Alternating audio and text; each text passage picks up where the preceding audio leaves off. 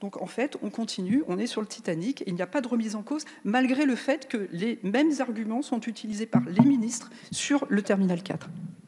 La parole est à Madame Frédérique Dumas. Merci Madame la Présidente. Madame la Ministre, le mardi 5 février 2019, Madame Elisabeth Borne, alors ministre des Transports, confirmait la réalisation du Charles de Gaulle Express en assurant que cela ne se ferait pas au détriment des transports franciliens, sans y apporter de garanties concrètes. Par ailleurs, le modèle économique sur lequel reposait ce projet, alors budgété à 2 milliards d'euros, était d'ores et déjà très fragile. En mars 2020, le temps s'est arrêté. L'épidémie Covid-19 est devenue mondiale et a conduit au confinement de l'ensemble de la population dans notre pays. Le président de la République a d'ailleurs été amené à annoncer que la privatisation d'ADP était abandonnée. Or, c'est bien dans ce contexte de premier confinement que le gouvernement a décidé de donner agrément au guide de l'OPP-BTP en vue de faire redémarrer les chantiers du CDGE au plus vite. Il est donc tout simplement sidérant qu'il n'ait même pas été question de réinterroger un tel projet dont la pertinence avant la crise était déjà fortement ébranlée. C'est d'ailleurs dans ce contexte que le tribunal administratif de Montreuil a annulé le 9 novembre 2020 l'autorisation environnementale accordée le 11 février 2019 en tant qu'elle permet de déroger à l'interdiction de porter atteinte aux espèces protégées. Le tribunal a par ailleurs noté que les circonstances avaient de fait changé depuis la déclaration d'utilité publique de 2017 en raison de la forte baisse du trafic aérien, dont le caractère purement transitoire ne peut être prédit, et également du fait de la renonciation à la mise en service de cette ligne directe pour les Jeux Olympiques de 2024. Le tribunal a également considéré que les études jointes au dossier ne permettaient pas de tenir pour suffisamment probable plusieurs des avantages attendus du CDGE, à savoir l'amélioration du confort des voyageurs du RER B, la diminution sensible du trafic routier, le renforcement de l'attractivité de la capitale et de sa région, ainsi que la création d'une liaison fiable et ponctuelle. Ma question est donc la suivante. À l'aune du retard pris sur le chantier du Grand Paris Express, de la crise sanitaire, économique et sociale, des considérants et des décisions rendues par le tribunal administratif de Montreuil, ne serait-il pas enfin temps, Madame la Ministre, de réinterroger en profondeur le projet de liaison express entre Paris et l'aéroport Charles de Gaulle? Bref, pour résumer, d'envisager sa remise en cause.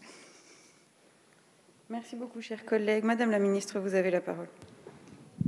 Merci Madame la Présidente, Mesdames, Messieurs les députés, Madame la députée Dumas. Alors, comme le ministre délégué chargé des Transports, Jean-Baptiste Djebbari, a déjà eu l'occasion plusieurs fois de l'indiquer dans cet hémicycle, je souhaite réaffirmer à mon tour que le projet Charles de Gaulle Express est complémentaire et non récurrent du RER B, plus robuste, plus accueillant et ciblé pour les transports du quotidien. Ce projet, il est d'importance majeure pour la région capitale. Il est essentiel pour son attractivité économique et touristique. Et en outre, il représente 800 emplois et un investissement de plus de 2 milliards d'euros sans subvention publique.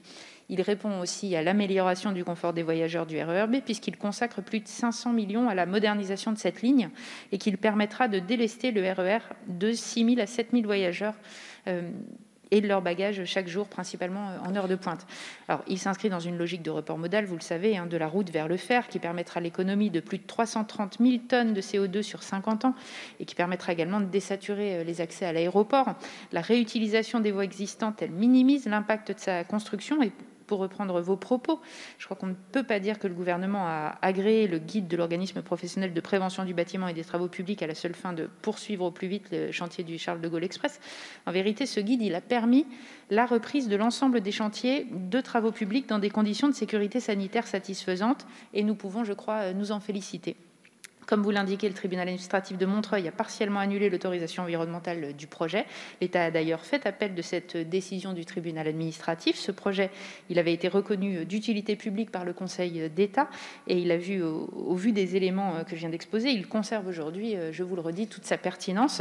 L'État a d'ailleurs assorti son recours d'une demande de sursis à l'exécution de la décision afin de permettre une reprise plus rapide des travaux. Et puis, si certains chantiers hors du champ de l'annulation partielle de l'autorisation environnementale ont pu continuer ou redémarrer début janvier, effectivement, l'arrêt des autres chantiers pourrait avoir des conséquences opérationnelles sur l'ensemble des projets de transport du quotidien de l'axe nord, concernant le RER B, la ligne K, le TER Paris-Laon et le projet EOL. Nous y serons vigilants. Merci. Merci beaucoup, Madame la Ministre. Madame Dumas. Merci, Madame la Présidente.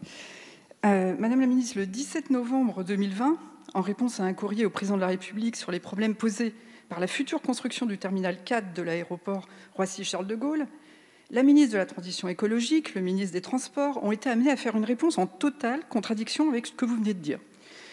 Donc vous estimez dans votre réponse, en tout cas les ministres donc, estimaient dans leur réponse, ce courrier, que le rapport rendu par l'autorité environnementale pointe plusieurs points d'attention qui nécessitent d'être étudiés.